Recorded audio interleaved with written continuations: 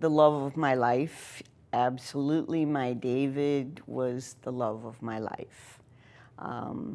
He was an amazing man. He loved fire service.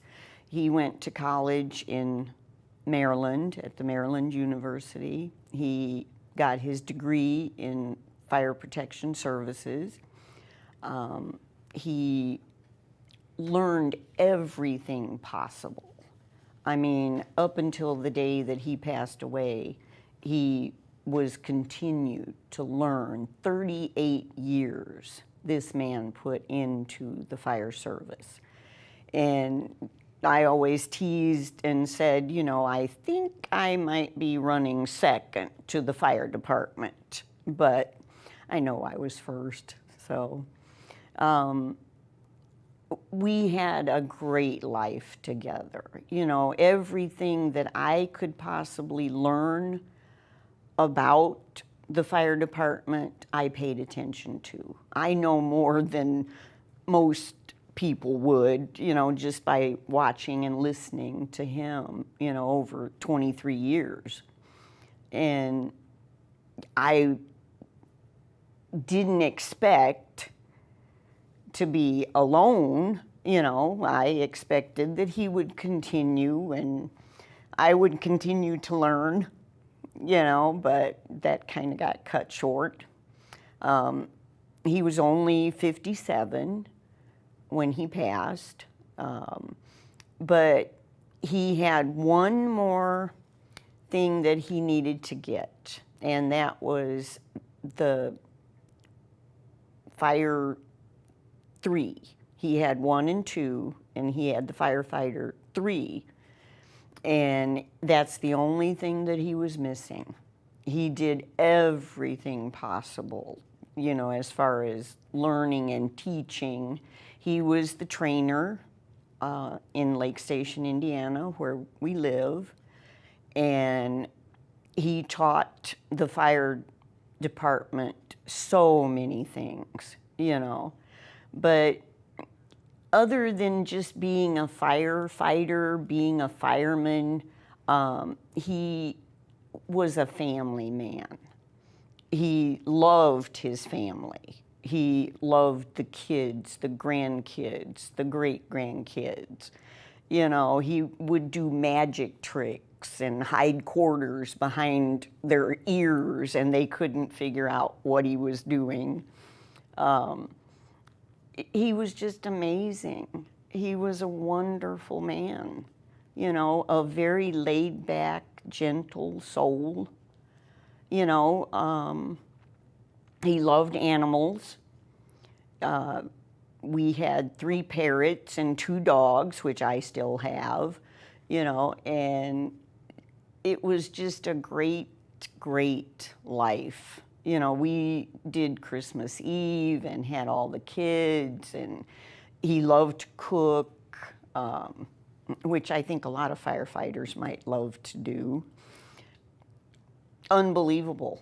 You know, it was a great loss to Lake Station because they did not have a trainer after he passed away, you know, so it really, really hurt them for a while. Quite a while. He was into hazmat, he was into tech rescue. I have pictures of him at home hanging upside down in a rope over not a river, but a ditch, basically, you know. A ravine. Yeah, and a ravine. And I look at this and go, Dave, you did what? So, I don't know. It's just so hard to describe someone that was so amazing. The loss is not anything that you can really tell anyone about, you know, to end up being alone, not expecting to be alone, Um, he was my best friend. Absolutely, he was my best friend. And it's been really, really hard. And it's getting better, as time goes on. But there's just some days that I don't care what I do, it's not going to matter. I'm not going to stop myself from missing him and crying. And, the anger, I think, was the most surprising to me because I haven't learned how to deal with it. I'm trying, but I don't exactly know how. I can't, like, he passed on the 1st of the month in June, and so every 1st of the month, I can feel myself going down, a couple days before. And then when the first hits, I'm usually doing this. But, I am just really, really proud of the fact that he is being honored in the way he is, because he worked so hard. And I believe that he deserved every single honor he could get, and it was a lifetime, 38 years of doing nothing but that, kind of pushing me off to the side occasionally, but it was just a great, great life. And, we were not in any way, shape, or form rich people, but we were so rich, with the kids and the family and each other, and I would take it, if he could come back, if I could stop what happened, I would do it in a heartbeat. But you hear people all your life, you listen to people say, well, you can be gone in the blink of an eye. And he was,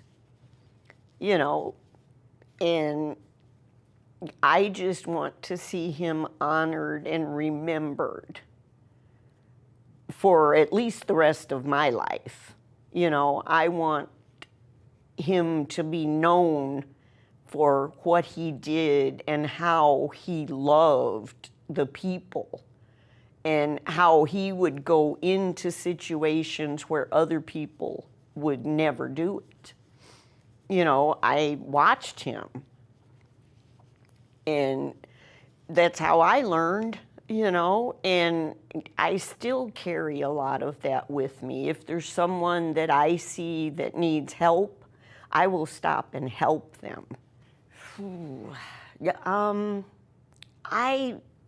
As far as Dave and I, my appreciation for the fire service was always great from the time I met him and we became best friends, before we were married. And after that, I had a much greater respect because I didn't really know that much about it before Dave, Since he has passed away, I have had to deal with different situations as far as people are different, but to like where I'm at right now for this weekend for the fallen heroes, and to meet the people and to see the love and the outpouring of help, and for me, it's something that has been really important. It's something that I need. I need to learn how to deal with my feelings. And, I don't want to be angry because I'm by myself, but it's there. And being in the group of people that I'm in this weekend is amazing.